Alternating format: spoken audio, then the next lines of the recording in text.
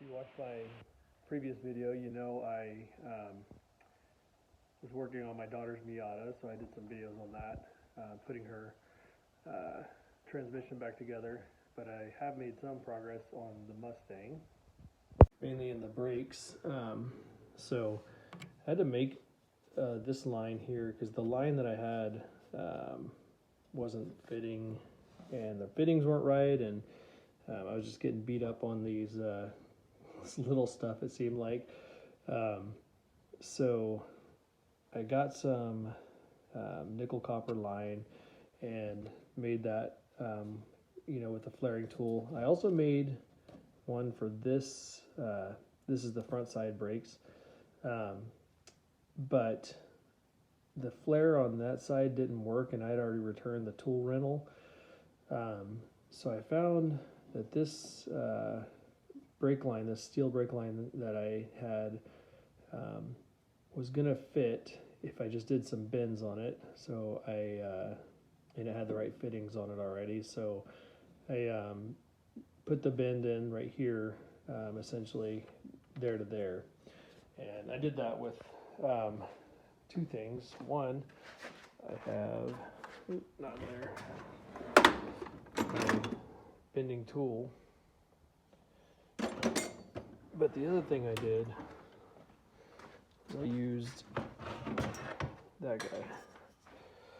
So what I did, so I put that into the vise, and I took some of the steel line that I had, and I actually took it, and then I used that to create that extra loop that was in there.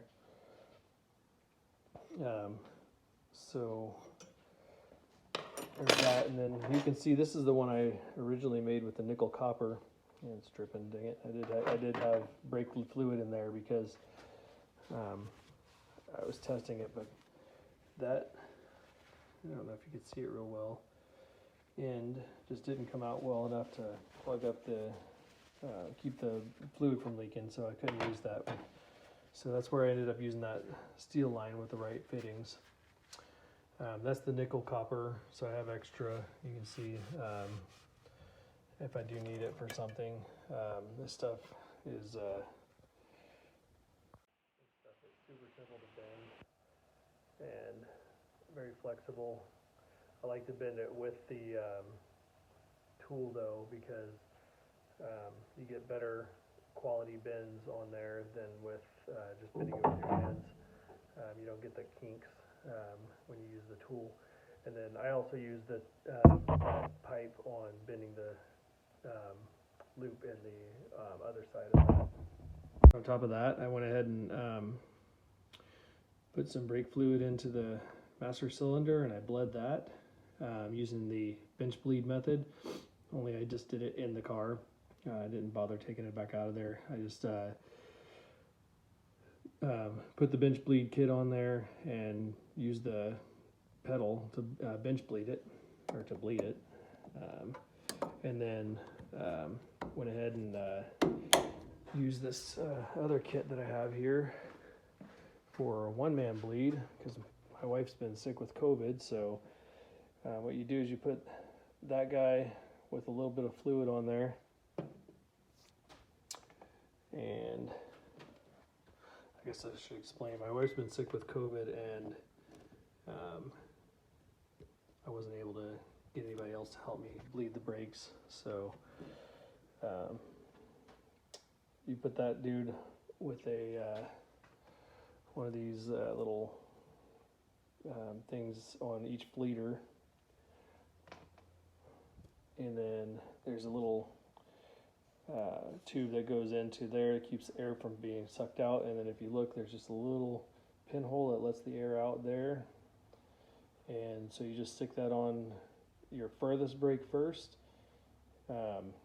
bleed it out till you don't see any air in the line, and then you go to the next one, next closest, until you're to the front driver's side last, and then you can bleed the whole system by yourself with that little dude right there. Pretty sure I didn't get this on the last video either that I did of the Mustang, but I finished up putting the T on there. So I put that T on, and got my grommet still in there in that little mount that I made, and then ran my line over to the brake caliper. Can't really see it very well on that, but that's all ran now. Obviously, that's how I was able to bleed. And then the really cool part is we got some wheels. These are the goose knuckle wheels. So those will be going on soon.